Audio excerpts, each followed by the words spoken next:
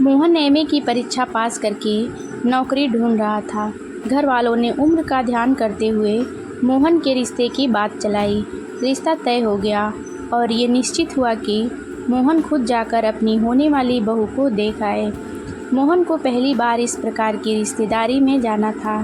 उसे रस्मों रिवाजों की अधिक समझ नहीं थी, किंतु फिर भी वह चाहता था अपने होने वाली धर्मपत्नी के लिए एक छोटी सी भेंट अवश्य लेकर जाए। किंतु वह भेंट क्या हो, इसके लिए वह काफ़ी परेशान था। मोहन का मित्र शाम को मिला और उसने पूछा तो मोहन ने अपनी समस्या मित्र के सामने रखी। मित्र ने आश्वासन दिया कि वह अपने होने वाले ससुराल खाली हाथ न जाए, बल्कि एक बढ़िया रेशम की साड़ी खरीद ले, क्योंकि रेशम की साड़ी महिलाओं को अधिक पसंद है। मोहन अब पहले से ज़्यादा और चिंतित हो गया कि यह रेशम की साड़ी कहाँ से खरीदेगा।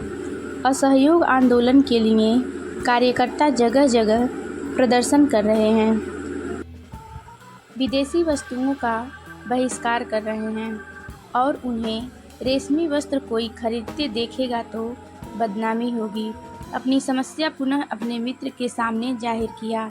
मित्र ने झटपट सुझाव दिया कि वह बाजार में स्थित नुक्कड़ वाली दुकान से रेशमी साड़ी खरीद ले। वहाँ सस्ती और बढ़िया साड़ी उपलब्ध है, किंतु वहाँ कार्यकर्ताओं का आंदोलन भी चल रहा है, इसलिए वह दुकान में पीछे के रास्ते से जाए, जिसके कारण उसे कोई पहचान न सके। मोहन को सुझाव अच्छा लगा। वह साड़ी की दुकान पर कई चक्कर लगा चुका है, किंतु कोई ना कोई व्यक्ति उसे जानकार दिखाई दे जाता। सामने के दरवाजे पर कार्यकर्ताओं का आंदोलन भी अस्थायी रूप से चलता रहता। सुबह से शाम हो गई, किंतु दुकान के भीतर जाने का कोई उचित समय ना मिला। कुछ समय बाद हल्का अंधेरा होने लगा। धीरे धीरे आंदोलन करने वाले कार्यकर्ता भी इधर उधर हो गए। मोहन पीछे के रास्ते मौका पाकर दुकान में दाखिल हुआ और झटपट एक रेशमी साड़ी खरीद कर वहां से निकल गया। वह इतनी हड़बड़ी में था कि उसे कोई पहचान न ले और कोई जानकार न मिल जाए, वरना जग हंसाई होगी। इस डर से वह तेज कदमों से बढ़ता जा रहा था। दुकान से जैसे ही कुछ दूरी पर पहुंचा होगा कि वह एक बूढ़ी अम्मा से टकरा जाता है। बूढ़ी अम्मा जमीन पर गिर जाती हैं। इस स्थिति में मोहन नहीं जा सकता था। उसने अम्मा को सहारा देकर खड़ा किया। अम्मा खड़ा होते होते कुछ 2-4 डांट लगाती हैं। इस दौरान मोहन के हाथ से थैला नीचे जमीन पर गिर जाता है और साड़ी बाहर निकल जाती है। मोहन घबराते हुए साड़ी समेटता है और ज्यों ही खड़ा होता है कि कुछ स्वयंसेवक देख लेते हैं। स्वयंसेवक निकट आकर मोहन को रोककर अपने आंदोलन के उद्देश्यों को बताते हैं और विदेशी सामानों का बहिष्कार करने के लिए कहते हैं, किंतु मोहन इस समय उनकी बातें नहीं मानना चाहता है, क्योंकि यह उसका निजी मामला है।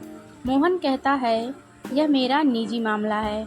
मैं विदेशी वस्तुएं खरीदी या नहीं, इस पर आप मुझे अपनी राय नहीं बता सकते। धीरे धीरे स्वयंसेवक की भीड़ वहां जमा होने लगी और यहाँ तक कि धक्का मुक्की पर किसी स्वयंसेवक ने झट से मोहन के हाथ से थैला छीना और थैला भीड़ में अदृश्य हो गया। मोहन का गुस्सा और बढ़ता गया। बात जब काफ़ी आगे बढ़ गई और नौबत थाना पुलिस की आ गई, तभी भीड़ में से एक महिला स्वयंसेवक सामने आई और इस भीड़ के कारणों का जायजा लिया।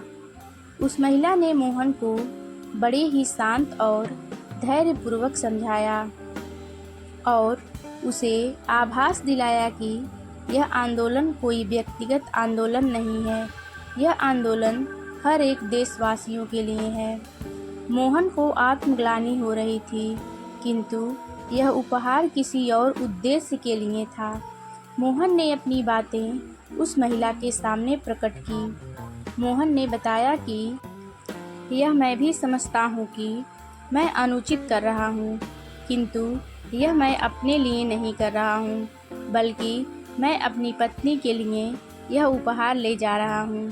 महिला ने कहा कि आपकी पत्नी को आप समझाइएगा तो वह भी समझ जाएंगी। महिला ने उसकी पत्नी का नाम पूछा तो मोहन ने बताया, मेरी शादी अभी नहीं हुई है, किंतु तय करने के लिए मैं पहली बार जा रहा हूँ और मेरी होने वाली पत्नी का नाम मृणाली है। उस महिला ने पुनः पूछा, किस गांव में मृणाली रहती है? मोहन ने बोला, रायगढ़ में। महिला के मुख पर एक लज्जा का भाव आ गया। उसने अपना घूंघट सिर पर लिया और कहा कि आपकी होने वाली पत्नी इस विदेशी वस्तुओं का बहिष्कार करती है। अब आप निश्चित रूप से विदेशी वस्त्रों का बहिष्कार कर सकते हैं। मोहन को संकोच हुआ। उसने एक स्वयंसेवक से इस महिला का परिचय पूछा तो उस स्वयंसेवक ने उस महिला का परिचय रायगढ़ की मृणाली के रूप में कराया। मोहन लज्जा और शर्म के मारे मृणाली से आंख भी नहीं मिला पाया। उसे संकोच हो रहा था कि मृणाली उसके बारे में कैसे विचार रखेगी। वह महिला होकर इस प्रकार के आंदोलन में अग्रणी भूमिका निभा रही है और मैं पुरुष होकर देश के अहित के लिए कार्य कर रहा हूँ। मोहन को आत्मग्लानि हुई और उसने भी एक कार्यकर्ता की भांति असहयोग आंदोलन में भाग लिया। कई दिनों तक विदेशी वस्तुओं के बहिष्कार के लिए अनशन किया।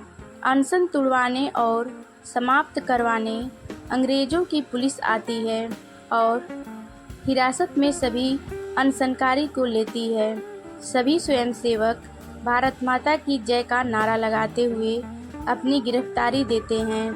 तभी भीड़ से मृणाली प्रकट होती है। उसके हाथ में पुष्पों की माला थी। मृणाली माला मोहन के गले में डालकर उसके आने की प्रतीक्षा के लिए वचन देती है। यही दोनों के प्रेम की पहली निशानी थी।